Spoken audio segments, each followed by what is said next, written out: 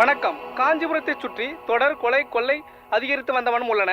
இது குறித்து காஞ்சிபுரம் மக்கள் அதிக கவனத்துடன் செயல்பட வேண்டும் என்று காவல்துறை கேட்டுக்கொள்கிறது. ரேடியோ செய்திகள் வாசிப்பது சுபாஷினி கோமேஸ்வரன். காஞ்சிபுரம் மாவட்டம் கிளார் கிராமத்தில் தொழிலதிபர் வேலாயுதம் வீட்டில் நேற்றிரவு மர்ம நபர்கள் சில பேர் தமது கைவரிசையை காட்டியுள்ளார்கள். தடுக்க சென்ற காவலாளி கொலை செய்யப்பட்டுள்ளார். இது குறித்து வீட்டை போட்டுட்டு வெளியூர் போய் ஏறிடுறானுங்க. எல்லாம் நம்ம டைம்டா. சார் நீங்க உட்காருங்க சார், நான் பாத்துக்கிறேன் சார். யோ, இதை ஃபிங்கர் பிரிண்ட்ஸ் காமிச்சிரியா? சரிங்க சார். என்ன வயசு இருக்கும்? ஒரு 56 58. ஹலோ, நான் இன்ஸ்பெக்டர் இளங்கோவன் பேசுறேன். இமிடியேட்டா வேலாயுத வீட்டுக்கு ஒரு ஆம்புலன்ஸ் அனுப்பி வைங்க. இப்பெல்லாம் கொலை பண்றது சகஜமா போச்சு. ஆக்சுவலா என்னதான் சார் நடந்துச்சு? எதை சொல்றது? கணக்குன்னு பார்த்தா 150 பவுன் நகை. என்னத்தையா சொல்றது? உள்ளதை சொல்லணும்னா என் வீட்லயே 4 லட்சம் களவான்ட்டாங்க. எனக்கே இந்த நிலைமையா? சொல்லியா, எனக்கே இந்த நிலைமையா? இதெல்லாம் ரொம்ப கம்மி. யோ, தூக்கி ஆம்புலன்ஸ் ஏத்து. சரிங்க சார். தூக்கியா சார், கொஞ்சம் தள்ளுங்க. யோ, வண்டி அடியா. இதெல்லாம் செஞ்சது யாருன்னு எனக்கு தெரியணும் சார். நான் பாத்துக்கிறேன் சார்.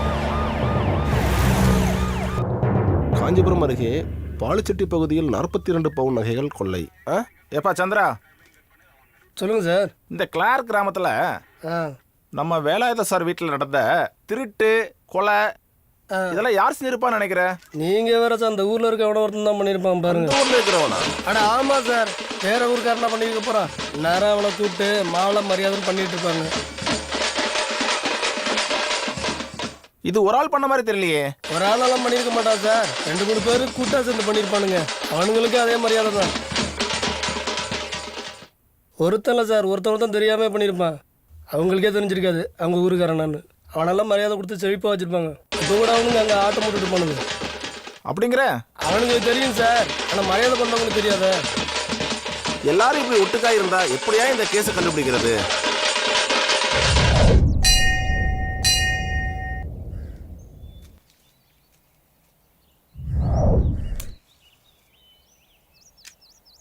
ஆஞ்சநேயா சாமி, 150 பவுனு. அதுக்கு எவ்வளவு மதிப்புன்னு கூட எனக்கு தெரியாது. ஆனால் அந்த 150 பவுனும் எனக்கு சேர வேண்டியதுன்னு மட்டும் எனக்கு நல்லா தெரியும். எப்படின்னு கேட்குறீங்களா? அந்த பொண்ணு தான் என்னோடய ஹால் டிக்கெட் எடுத்து பத்திரமா வச்சுருக்காளே, அதுலேயே தெரிஞ்சுக்கிட்டேன். அவங்க வீட்டில் காணாம போன 150 பவுனையும் எப்படியாவது போலீஸ்க்கு முன்னாடி நானே கண்டுபிடிச்சி அவகிட்ட நல்ல பேர் எடுக்கணும். எனக்கு என்னமோ இந்த நகையை எடுத்தது வள்ளியாத்தான் இருப்பானோன்னு ஒரு சந்தேகமே இருக்குது. ஆனால் 150 பவுனை தூக்கிட்டு வர அளவுக்கு அவன்கிட்ட பை இல்லை. அவன் ஒரு பயந்தாங்கோலி. வேறு யார் எடுத்திருப்பாங்கன்றதும் எனக்கு தெரியல. ஆனால் நிச்சயமாக கண்டுபிடிச்சிருவேன். நீங்கள் தான் துணை இருக்கணும் சாமி.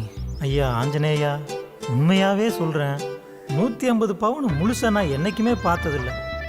ஆனால் இந்த படுபாவி சிரஞ்சீவி உங்கள் பேரை வச்சுக்கிட்டு என் மேலேயே சந்தேகப்படுறான்.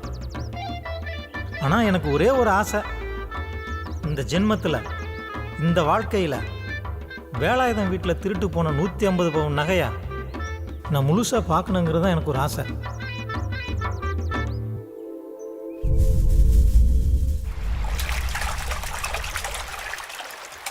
டேய் அருளி, 150 பவுனடா? ஆமாடா, 150 பவுன்ரா. 150 பவுனு எவன் அடிச்சானோ? சுப்பம்மா. ஓகே வசந்தி. வசந்தி வசந்தி.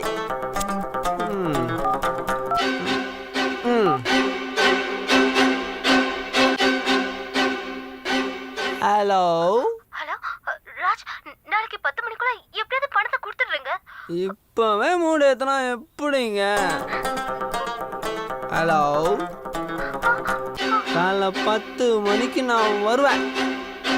ஆனால் தரலன்னா தரணும், கதவை தரணும். ஓகேவா?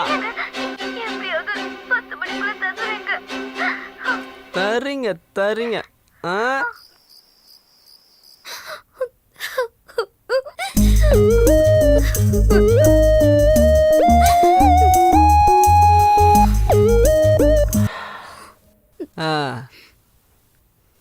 அப்புறம்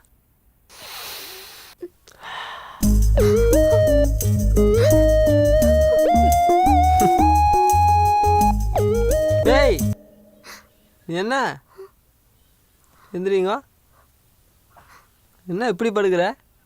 கல்யாணம் ஆயிடுச்சுன்னு சொன்னாங்க, ஒன்றுமே சொல்ல மாட்டேங்கிற. ம், எதுவுமே தெரியாதா? எனக்கு கல்யாணம் மட்டும்தான் ஆச்சு, வேற எதுவும் தெரியாது. என்ன சொல்ற?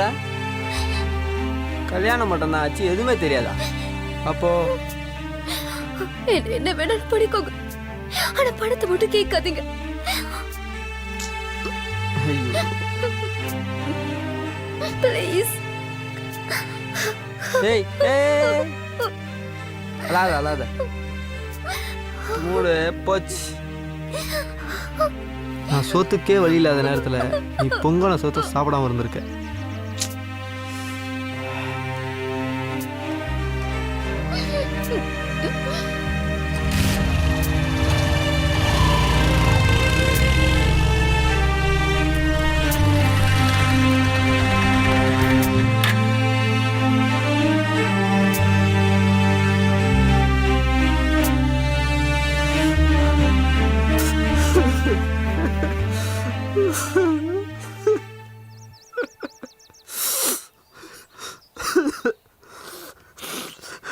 பணம் தான் வாழ்க்கை, பணம் தான் எல்லாம், பணம் தான் சந்தோஷம்னு நினச்சி ராஜே, செத்தா தூக்கி போகிறதுக்கு 4 பேர் வேணும்டா.